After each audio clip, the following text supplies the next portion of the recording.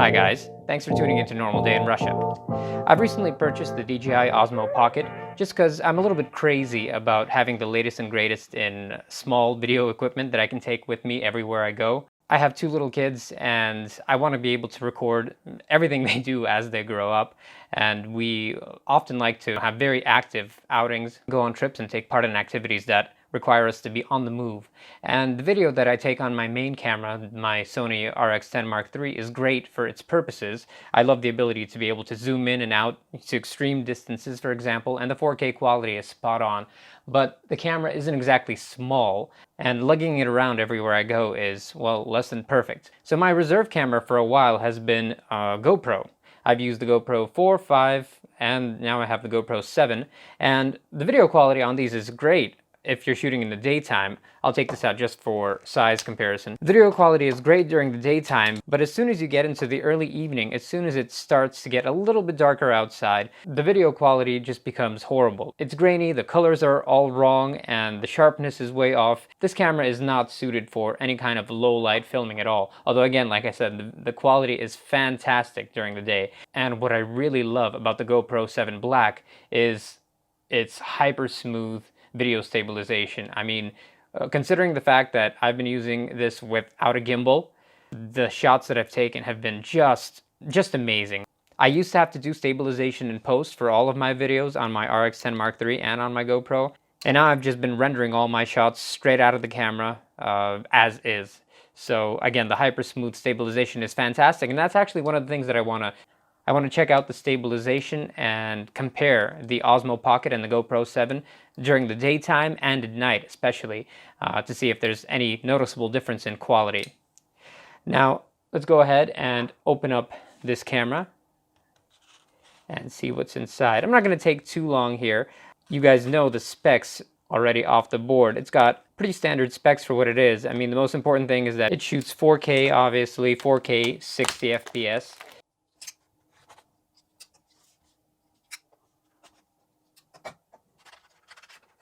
Right, so has a bunch of very interesting shooting modes that I can't wait to check out, like 3x3 panoramas,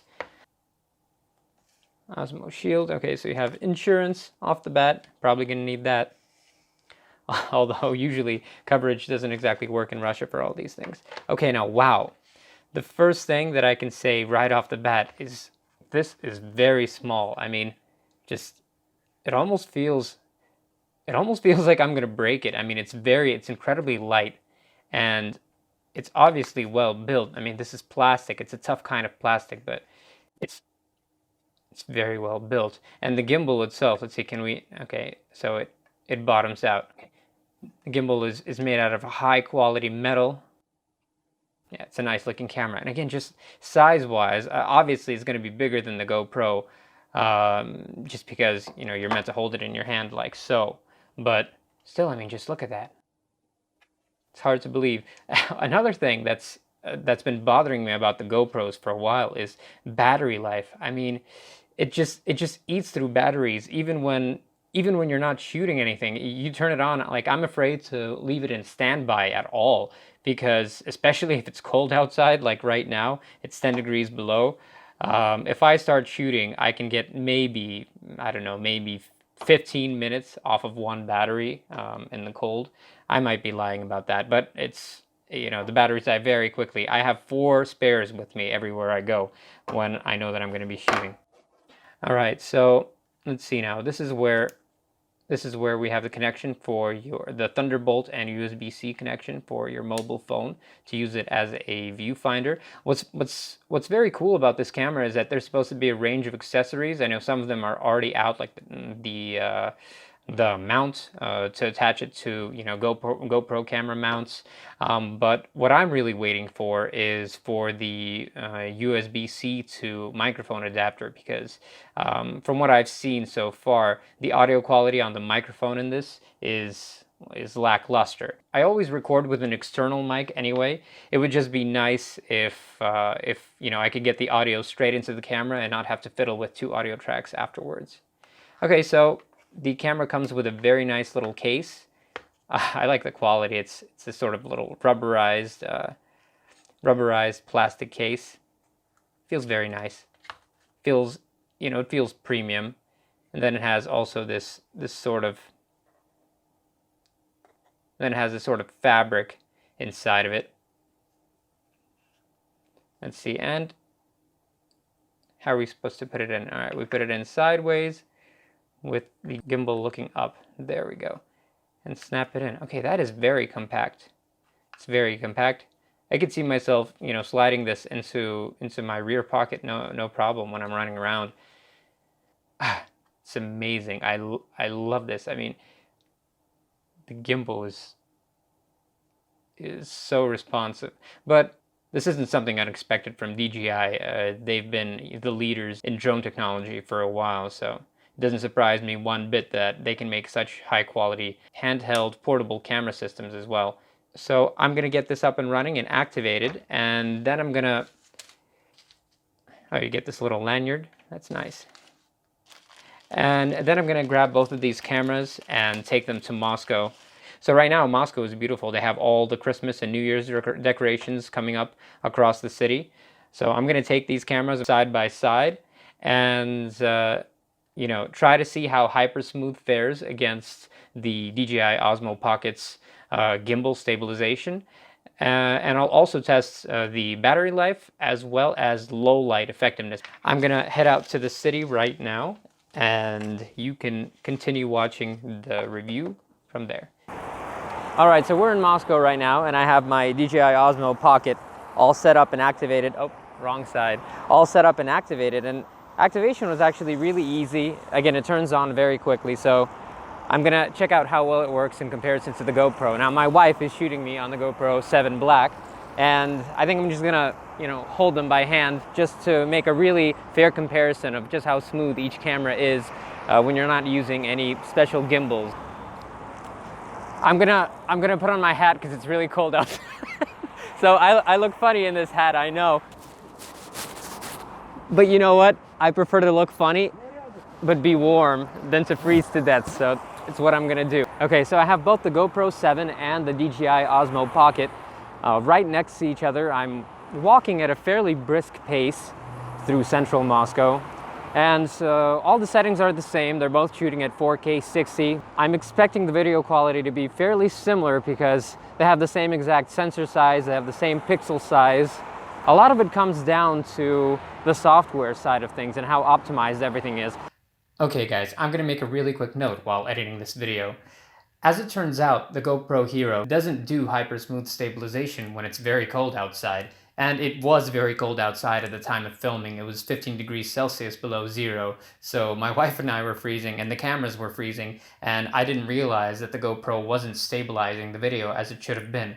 So keep in mind that the GoPro is filming, but the Hypersmooth stabilization is not working just because it's not functional on the GoPro at such a low temperature. Truth be told, this is a pretty big deal breaker for me because I shoot outside quite often. I wasn't expecting the GoPro to behave this way because during the past 2 months that I've had this camera, I've mostly used it indoors. And on top of that, it's been relatively warm in Russia. It only dropped below zero in the past week or so. So this was an unpleasant surprise for me. But realistically speaking, this is a major downside for the GoPro because for anybody that lives in a cold climate, or even if you're undertaking some sort of activities where you're snowbound, snowboarding for example, riding on snowmobiles, the Hypersmooth stabilization isn't going to work, which was a big selling point for the camera. So this was an eye-opener for me, and I see no real reason to excuse the GoPro here or to go and refilm it in warm conditions. Because again, a lot of people are going to be using these two cameras in cold conditions. And as you'll see later in this video, the DJI Osmo Pocket worked flawlessly from beginning to end, regardless of the fact that it was just freezing outside.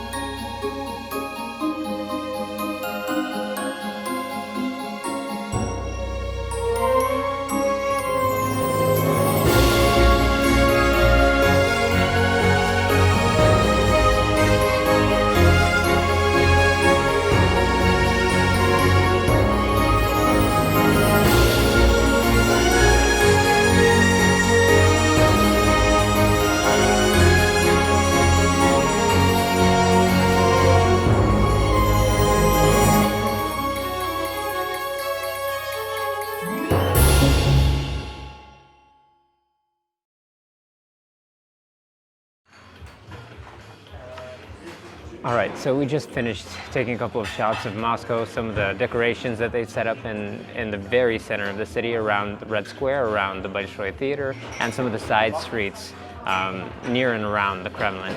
So I used both the GoPro 7 and the Osmo Pocket at the same time. I tried to make the shots as similar as possible. And we have both steady shots where we're just standing and panning around, and walking shots as well. So I think we'll be able to really judge how good the stabilization is on both of these units. Now, I'm probably going to have to redub everything that I said while walking outside, because it's like 15 degrees below zero and my face is still semi-frozen. It's literally difficult for me to talk. After our little excursion outside of Red Square. But all in all, I have to say I'm very impressed by the Osmo Pocket, by its form factor. You know, it's very small, it's very comfortable to hold, it's very easy to get the shot that you want, even though it does have such a narrow field of view. And it's very quick to turn on. I mean, it just takes seconds. So you grab it out of the pouch, you press the on button. I'm going to unplug my mic for a second just to get this shot.